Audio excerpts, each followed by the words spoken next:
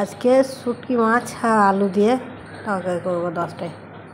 শুটকিগুলোকে আমি কেটে কেটে বেছে নিয়েছি, মাথাগুলো ফেলে দিয়েছি, আর ধনেপাতা কেটেছি, আর এটা বেগুন আলু সব কেটে নিয়েছি, পেঁয়াজ কাঁচা লঙ্কা দিয়ে ধুয়ে নিলাম।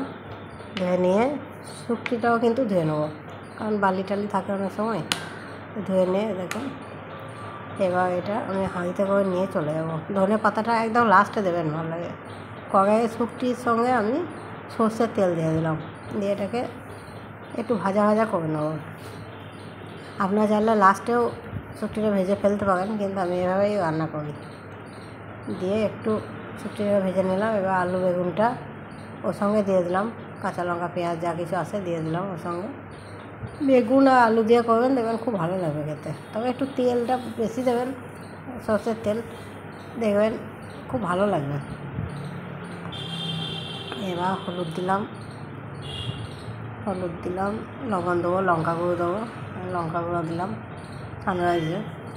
এখন ঘরে পিষে খেতে পাচ্ছি না, শরীরটা খুব খারাপ। লবণ দিয়ে মিশিয়ে নিলাম ভালো করে। এবার এটা কষা কষা করে নেবো একটু, দিয়ে পানি দিয়ে দেবো, পানি দিয়ে ঢাকনা দিয়ে দেবো, দিয়ে জিরে গুঁড়ো একটু দিতে পারেন। আর দেবো ধনে পাতাটা, একদম ফুটে যাবে যখন আলুটা হয়ে আসবে, তখন ধনে পাতাটা দিয়ে নামিয়ে নেবো। দিয়ে একদম কাঁচা লঙ্কা ছেলে ভাতের সঙ্গে খাবেন, দারুণ লাগবে খেতে। জিরে গুঁড়ো দিলাম। আর আপনারা কে কে শুটকি রান্না বা শুটকির বিভিন্ন আইটেম খেতে পছন্দ করেন জানাবেন। আমি কিন্তু খুব পছন্দ করি, তবে আমার মেয়ে খায় না, তাই মাঝে মাঝে রান্না করি।